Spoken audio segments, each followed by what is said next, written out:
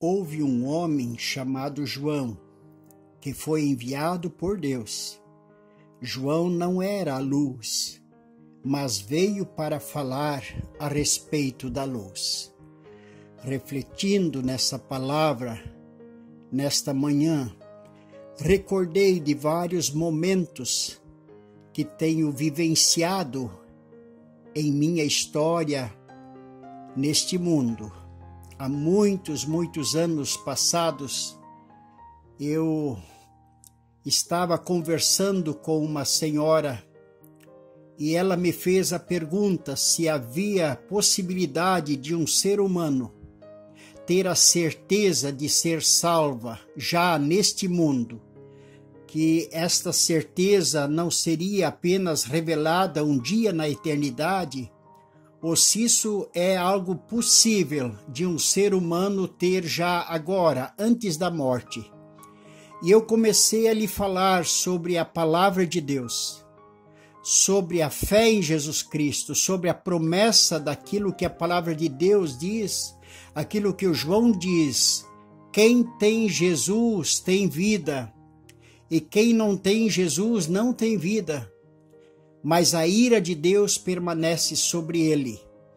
E saber que a gente tem ou não tem Jesus em seu coração, isto é um mistério que se revela, que acontece, mas é possível e é necessário saber. É loucura andar neste mundo sem ter esta certeza.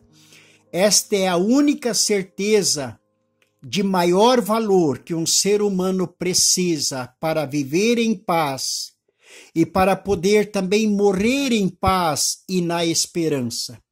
Enquanto eu falava com essa senhora, o seu esposo, que naquele momento não estava ali na conversa, ele se aproximou.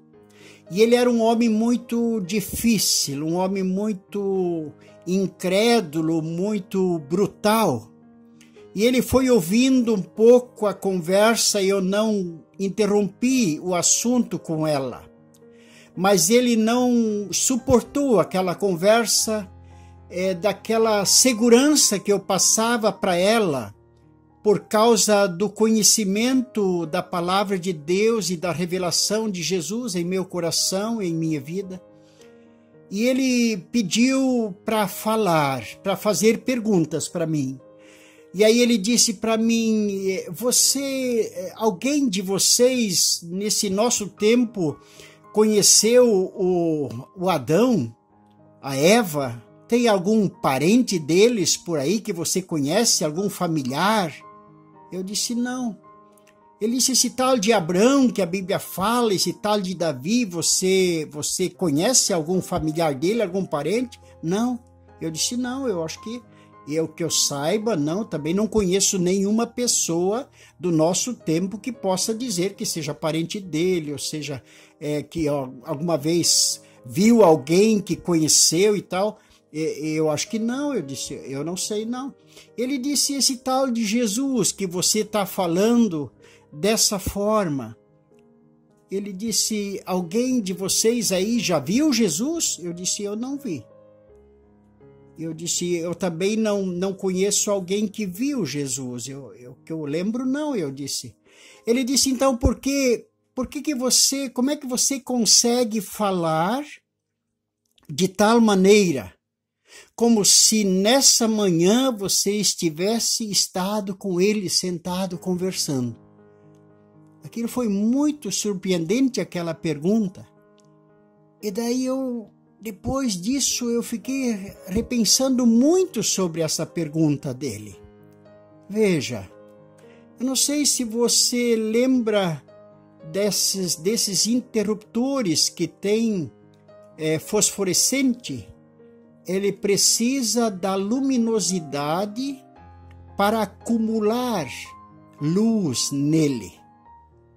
Existe também enfeites assim, adesivos que têm neles assim a capacidade de refletir Existem brinquedos que a gente cola assim no forro da casa para uma criança que tem medo à noite, então a gente cola ali. E quando fica bastante tempo com a luz acesa, ela acumula claridade. E quando você apaga a luz, então aquele desenho, aquela imagem, aquela estrelinha, aquela lua, ela fica refletindo a luminosidade que ela acumulou. Eu pensei que realmente isso era um exemplo bem interessante, como também aqueles adesivos, refletores que a gente põe ao redor das carrocerias dos caminhões, e também aqueles olhos de gato que tem na estrada. Todos eles dá para exemplificar como algo que reflete a luz que bate neles. O que o João não era? O João não era a luz da vida. Mas interessante que o João falava numa luz que ele ainda não tinha visto. Ele falava numa luz que lhe foi falado. Mas é interessante que os discípulos, quando eles andaram com Jesus, aí Jesus disse: vocês não só refletem a luz, mas vocês são a própria luz. Por quê? Agora, para os discípulos seria dado o Espírito Santo de Deus.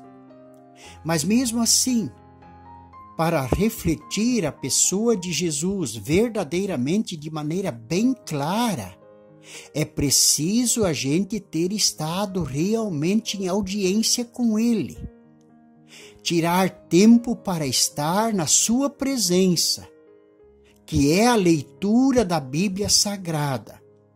Se uma pessoa pratica a leitura da Bíblia Sagrada diariamente, de maneira especial, no primeiro momento do dia, nesse dia a luz de Cristo vai refletir na vida dele. Isso é realmente verdade. Eu vinha de viagem de Londrina para Florianópolis dentro de um avião e comecei a conversar com uma pessoa ali. Isto eu falo por gratidão no meu coração, por adoração a Deus. Eu não falo que eu sou melhor do que ninguém, eu não falo que eu sou mais crente do que ninguém, que eu sou mais santo do que ninguém. Eu falo isso como um testemunho de adoração a Deus. Eu falava com o jovem a respeito do caso de casas de recuperação, conversando com ele sobre alguns exemplos da vida e algumas histórias que eu vivenciei, também a minha própria história, enquanto ao lado, no outro lado, tinha uma senhora que nos ouvia. Eu nem percebi que ela estava assim tão atenta.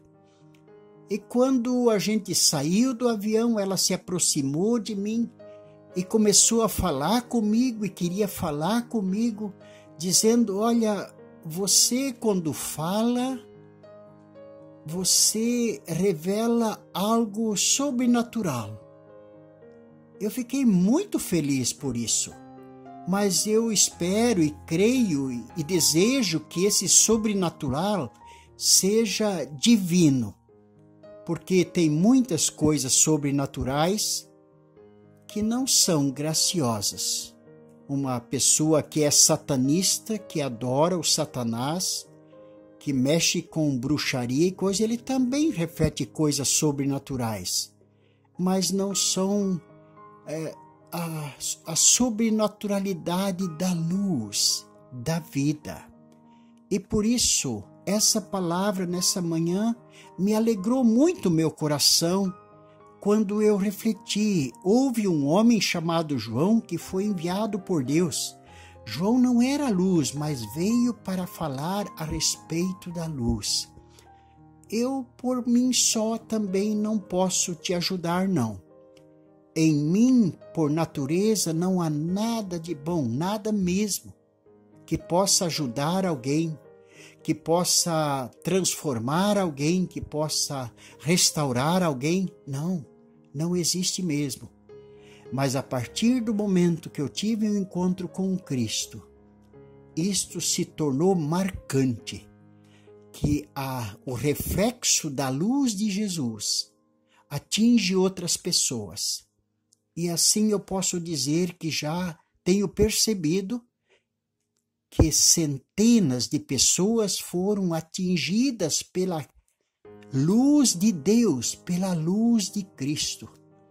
E eu quero falar mais uma palavra que está em Hebreus, no capítulo 10, do verso 36 até o 39, onde nós lemos: não rejeiteis, pois, a vossa confiança, que tem grande e avultado galardão, porque necessitais de paciência para que, depois de haver desfeito a vontade de Deus, possais alcançar a promessa. Porque ainda por um poucochinho de tempo, e o que há de vir virá, e não tardará. Mas o justo viverá da fé. E se ele recuar, a minha alma não tem prazer nele. Nós, porém, não somos daqueles que se retiram para a perdição, mas daqueles que creem para a conservação da alma. A minha intenção nesta manhã foi, em primeiro lugar, fazer aquilo que Deus pede que seus filhos o façam. Se com tua boca confessares Jesus como Senhor e em teu coração creres que Deus o ressuscitou dentre os mortos, então serás salvo. Então isto é uma ordem do Senhor. E a segunda motivação do meu coração é que nasça esta fé viva em seu coração, se ela ainda não existe, ou que ela seja fortalecida, para que nem eu e nem você sejamos daqueles que não damos prazer. Veja o último verso: nós, porém, não somos daqueles que se retiram para a perdição, mas daqueles que creem para a conservação da alma. Neste dia eu pensei na conservação da minha alma, fortalecimento da minha fé, e pensei também na conservação da sua alma. Que Deus nos abençoe, que nem eu nem você nos retiramos da confiança da palavra de Deus.